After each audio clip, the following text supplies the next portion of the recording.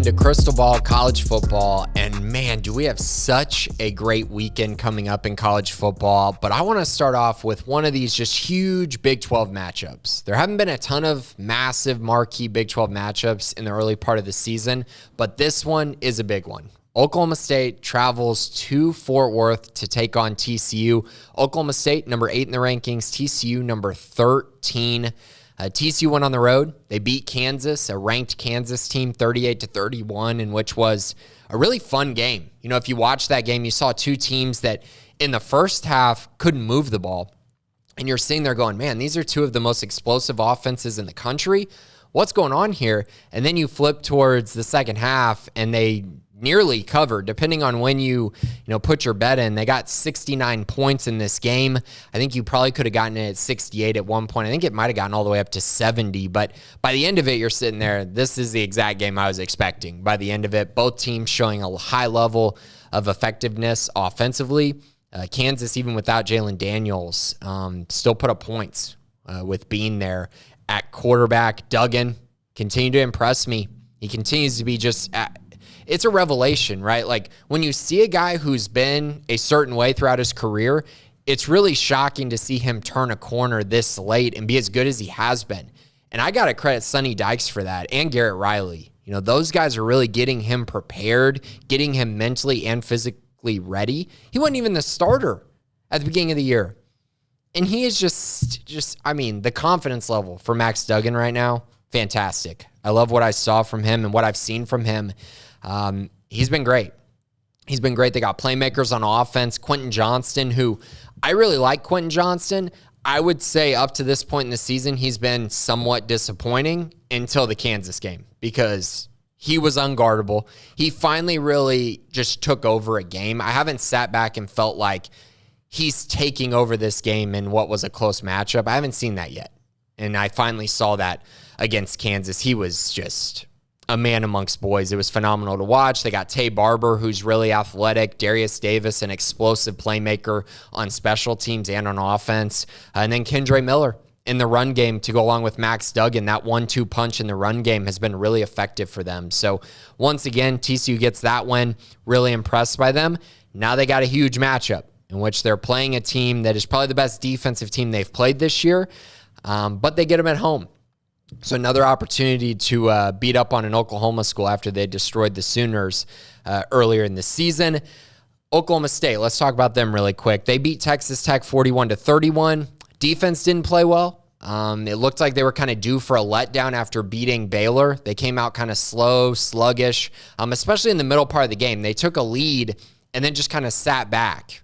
And then Tech was able to jump on them a little bit. They were down at halftime. They were able to turn things around.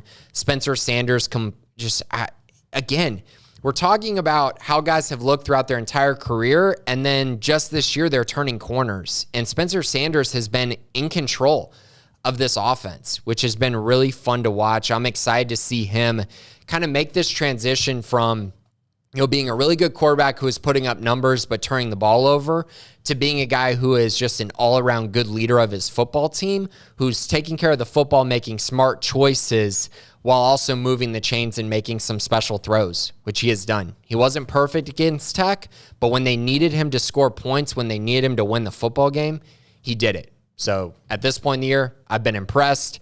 And we'll see. Their receivers are still coming together a little bit. Braden Johnson, very good one. Bryson Green had a really nice performance. But I will say this. They'll reach their ceiling when Jaden Bray is 100%. And I think we could see that this weekend. He played a little bit in the game against Tech. Clearly wasn't himself quite yet. I think we might see him closer to 100% in this TCU game. So let's dive in a little bit to these two teams. TCU averaging 530 yards per game, 46.4 points per game, third in the nation in both categories.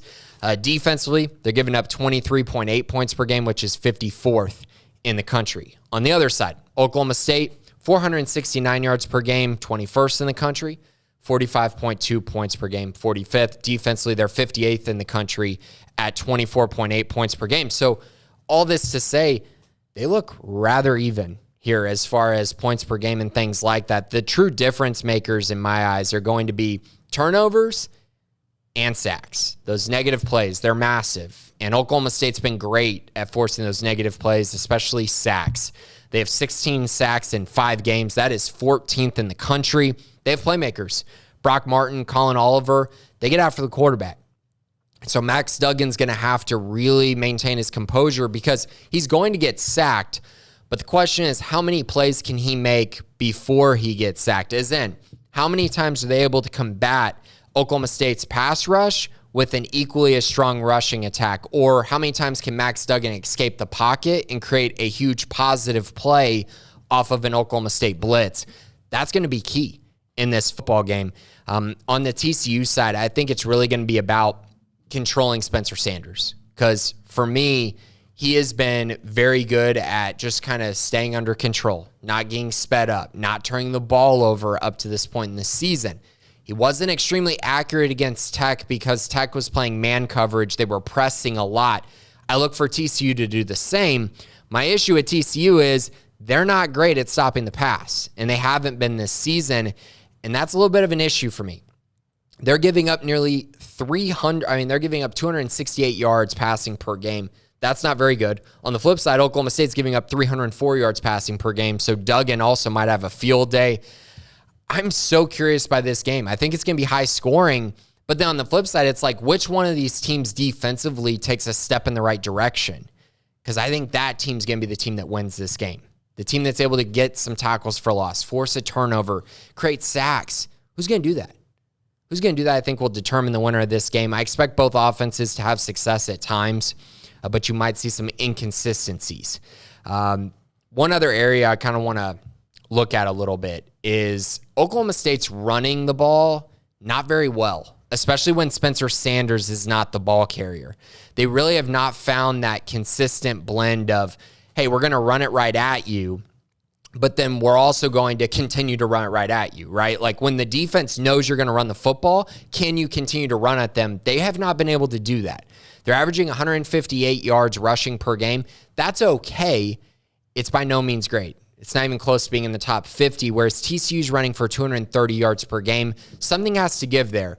But I think having mobile quarterbacks should help both teams be able to run the ball at least enough against these two defenses.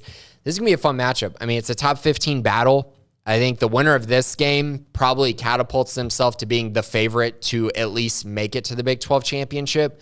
I think a lot of people are very high on Texas after their recent performances with Quinn Ewers.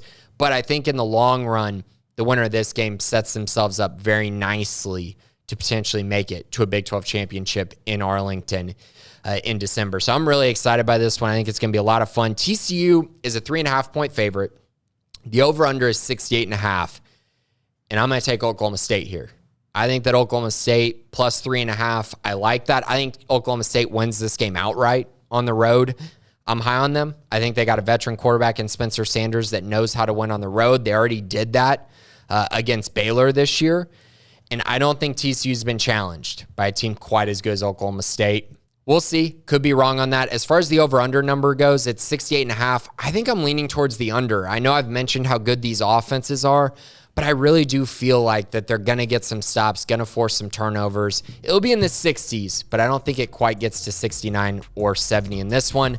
But again, give me Oklahoma State in what should be a very, very good game there in Fort Worth. That's it for today. I'll have some more previews later on in this week, but thanks for listening to Crystal Ball College Football.